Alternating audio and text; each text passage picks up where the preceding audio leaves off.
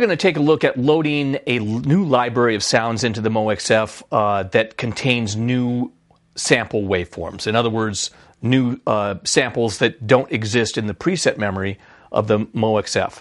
In order to load a library that uses new samples, you have got to have a flash board installed. You cannot load them otherwise. So I would suggest that you buy a flash board anyway.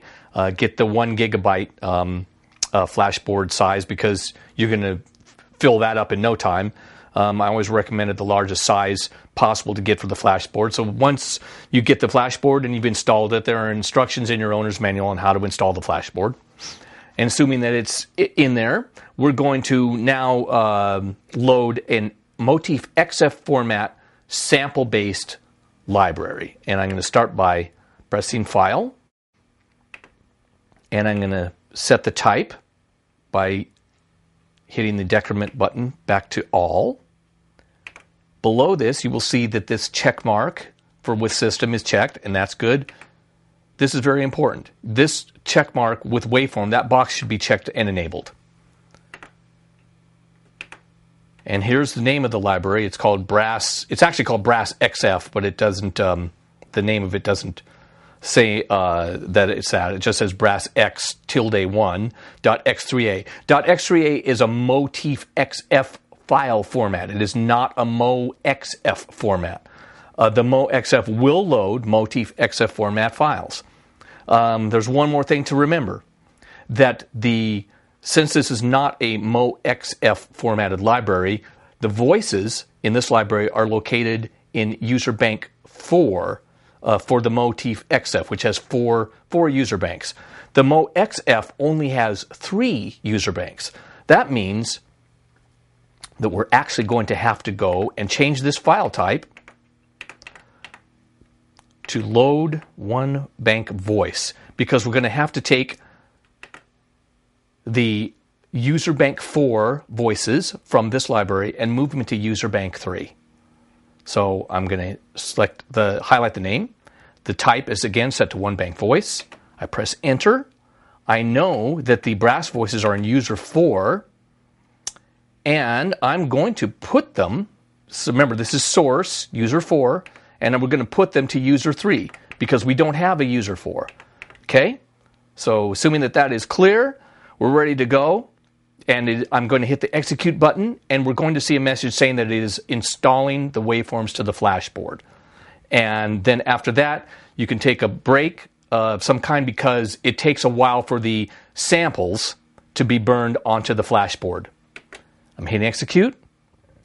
All right, there's the message to say, now installing to the flash memory module. This is going to take a while. When it is finished, it will say completed, and then we can move on to the next step, which is selecting the first voice and listening to the sound.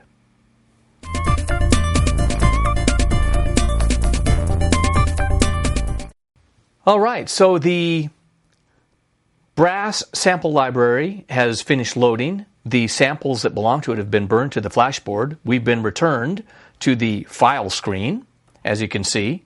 So all we have to do now is to exit this file screen. I just press the voice button. I know that the sounds were loaded to user bank 3, so you can see you're in user 2 right now. Let's use the bank select to go to user 3, and here's the first sound from the new sample library that I just loaded, brass.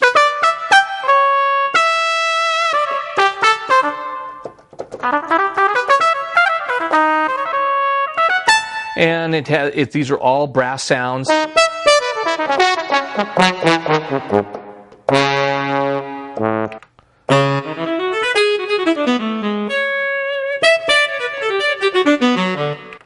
I'll go through a couple more that we have here, just give you an idea. Lots of trumpets, everything that you could think of as far as solo brass.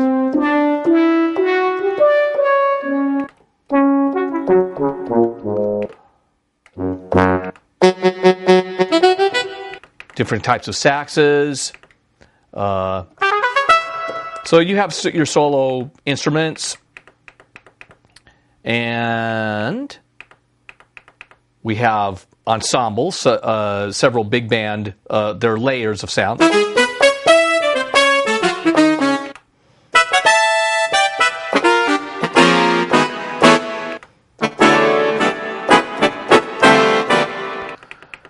And we have different sections now.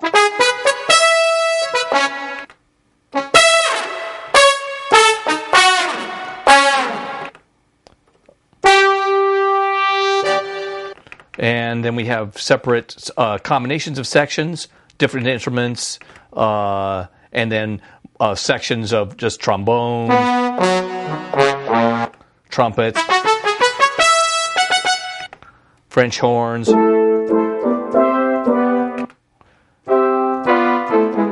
mellophones, and we have orchestral brass.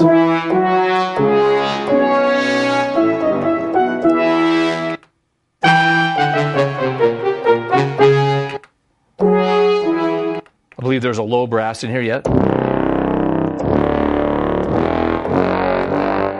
Really pretty good. Some clusters. And then some additional bonus instruments. Different kinds of mutes. Mellow trumpet sounds, shakes.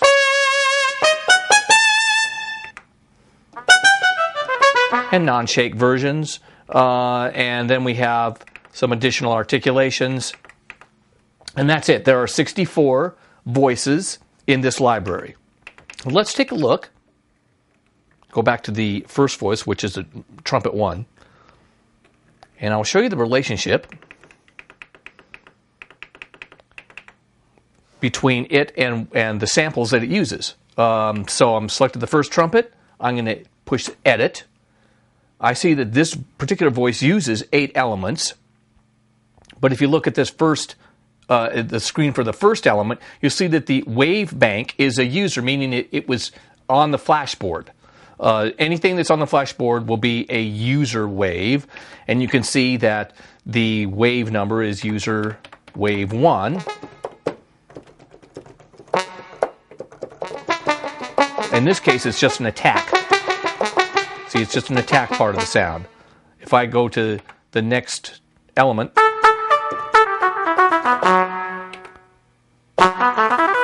this uses a preset waveform. That is something that's in the internal memory of the machine. It's not a flashboard sample,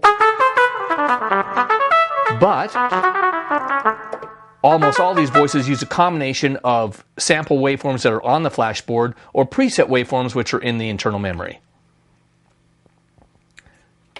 Same, well, let's look at this next. Element 3 is using a user wave. And if I mute the other elements, it's kind of the bright, buzzy part of the sound. Now I have all of the elements together. And I have my entire instrument. And another little added bonus, if you hit one of the assignable function buttons, a different articulation occurs. That is a doit. And assignable function 2 makes a pitch up, which is pretty cool.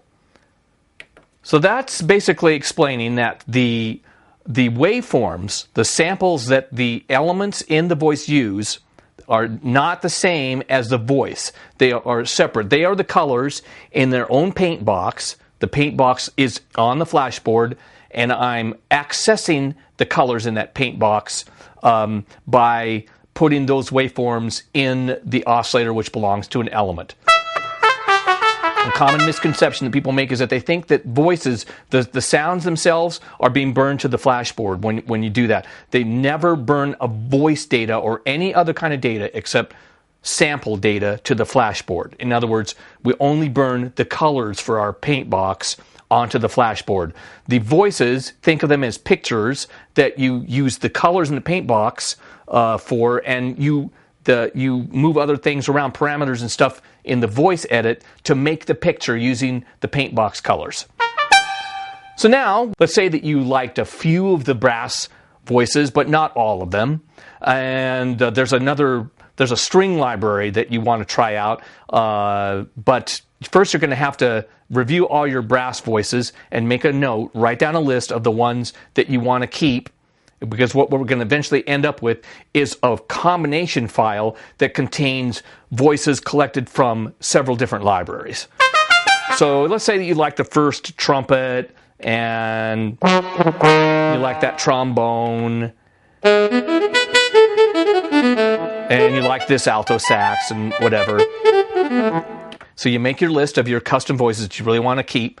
The next step is you're going to have to now reformat the flashboard to get rid of all the samples again, so that you can start over afresh, load in the next library of sounds that you want to audition. In other words, we are loading the whole library in at once each time to audition the sounds that we want to use and that we like, and then we're going to erase the flashboard by formatting it, and then we're going to do the same process for another library, and we're going to cherry pick the voices from that library which we make.